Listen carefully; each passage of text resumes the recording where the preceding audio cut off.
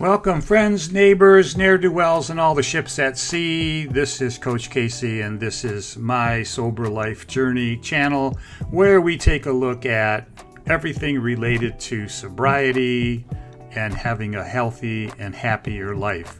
So, what we're going to do today, if you want to check this out, is really hit the nail on the head with 10 warning signs of alcoholism and how to avoid these red flags. Now, where did I come up with this? This is based on my own certification as a life and wellness coach, my own research, and most importantly, my own personal journey from alcoholism that started in September of 2019.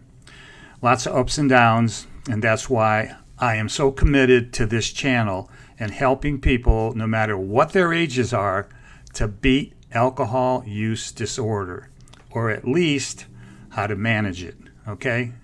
With all that said, don't forget to like and subscribe, and let's get started on the first thing that's on the list of 10 warning signs of alcoholism. Boy, this one sounds so much like me, and that is increased tolerance.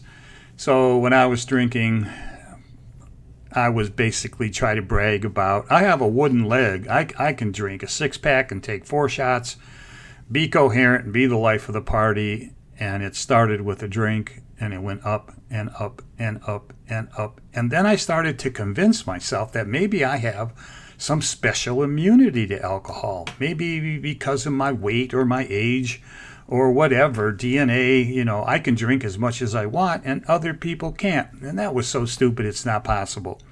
If you catch yourself thinking like that, you're going to be aware that you need to, You need to be aware that you need to pay attention to that first red flag, just like I did. Now, I didn't do this at first, but I kind of evolved into the second red flag, and it was drinking alone or drinking in secret. And I bet there's a lot of folks out there that do the same thing. Give you an example from my life. This is going to a family gathering or to an office party and watching the clock and being polite at the party and just having one drink, but then sneaking home and popping open that bottle and knocking it down halfway through. Drinking alone, drinking in secret, not a good thing. It's a good red flag. There's more to come. Don't leave me yet. We're going to go to number 3. We don't have time for me to go through the whole list of this next warning sign, but trust me when I tell you that neglecting responsibilities is a huge red flag for alcohol use disorder. Just give you an example, some small things, forgetting birthdays. Somebody asks you to do something simple and you don't do it because you got a buzz on. You miss a lot of days at work and you get reprimanded. You forget to pay bills. That's just on the list of things that are common because I was choosing to drink instead of choosing to be responsible. And it does have its consequences. No way of getting around it. Let's go to the next one. Well, I'd really like a drink. This item number 4 is really common. It's universal. And it's probably one of the toughest to handle. But the red flag is cravings. It's 5 o'clock, I got a drink. I would go out of my way when I was out on business calls or in social events to look at my watch to say, is the liquor store still open? I want to get home. I really need to drink. And we all go through that. Check it out. Check yourself. Do an assessment. If you're not drinking, are you thinking about it all day? That's a craving. They used to call it pre-drinking at one time. When I get home, I'm going to drink. When I get to the airport, I'm going to have a drink. When I land at the airport, I'm going to have a drink. When I go to the hotel, I'm going to have a drink. Yeah, those are cravings. Let's go to the next. Now, if I told you that number 5 was experiencing withdrawal symptoms, you might say, well, I'm not an addict. I'm not that bad. However, that was a point that I missed because if I noticed that if for some reason I couldn't drink as much as I wanted, or I couldn't drink at all, I can give you an example. You go out and you have 2 drinks at dinner, and I would want to stay longer and have 2, 3, 4 more, right? Okay. Well, I would get anxious and irritable on the way home or when I got home, and kind of like looking for a fight. Well, these are symptoms of withdrawals. Now, in the early stages of your recovery, like myself, you're going to go through these, like I did, these types of thoughts.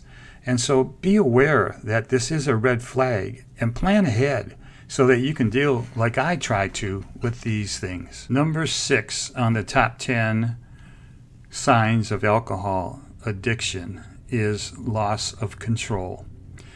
Now, this kind of ties back to some earlier points that I made, but what it basically boils down to is, as I said in the previous one, you have a drink and then you want another one, then you want another one. I was sitting at a hotel bar, and I was drinking Manhattans. I don't want to trigger anybody, but that was one of my favorite drinks back in my drinking days. And I got the bar bill, and the bartender gave it to me, and it had like 4 drinks on it. And I said, no, I've only had 2. And he said, no, you had 4. Trust me, I was counting. And I thought, oh, okay, so I paid the bill, but I had lost count. That was not a good sign, don't you think? So check that out. If you're experiencing loss of control, maybe you ought to take a look at slowing down a little bit, huh? Or quitting. Let's keep moving. Stick with me, man. This is a good video. Stick with me. Oy, where do I start with this one? Seriously, I don't know where to start.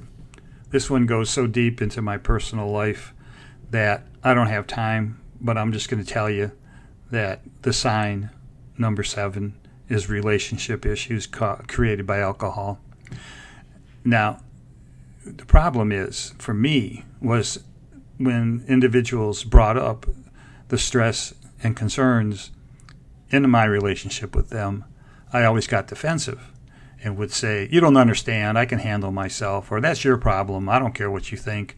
You do more damage than you can even imagine when alcohol is the predominant factor in your life. There are regrets that it produces that we're going to talk about in another video and how to handle them.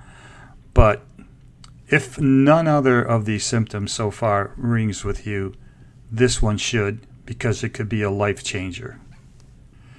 I hear this next one a lot in some of the online groups that I belong to, and it resonates with me because I did the same thing. And let me give you the sentence and see what you can guess. I'm so stressed, I just need a drink. He or she made me very angry, and I just got to have a drink to deal with it. I just lost my job. I'm stopping off at the liquor store. So this step, this red flag, is using alcohol as a coping mechanism. Alcohol will not fix your problems. It never fixed any of mine. I did the same thing. I went through some very low lows and some very high highs, and I would always reach for my buddy, which is a bottle, because I use that as an excuse, okay? So don't do the same thing. Be aware that using alcohol as a coping mechanism is not good. I used to be a pretty active guy when I was young. I mean, sports, and sang in a band, did everything you do when you're a teenager, having a great time. And then as I got older and I started to drink more, I kind of phased myself out of activities and interests and hobbies and substituted drinking time for the stuff that I really used to like. And that's not a good one. That's definitely a red flag when all of a sudden you find that you're not doing what you really like because you're sitting in front of the television like I did, knocking down a bottle while just clicking through the channels and eating junk food. Ooh, that's not a healthy life, is it? Watch out for those substitute activities called drinking that you're doing instead of something productive, fun, and helpful. So we get to number 10, the last one and the worst one. And I have to tell you that I was the unchallenged king of this one in my life, which is called denial. What are you talking about? I don't drink too much. I'm fine. Leave me alone. I can handle it. I am not an alcoholic. I'm not going to that group. I'm not going to AA. I can deal with this myself. I can stop whenever I want to. Doesn't that ring a bell? I can stop whenever I want to. Not so much, huh? Not so much. Not so much. We've come to the end of our 10 warning signs of alcoholism and the red flags that I talked about. I hope you made it this far, because these are really, really important points. And I hope you do like, subscribe, and ring the notification bell so that we can all join together and help each other and support each other on our sober journey, because my life sober journey has been very, very rewarding, and I want yours to be rewarding as well. Come back to the channel, make your suggestions for content. I'm always listening with open ears. And in the meantime, I'll see you in the future.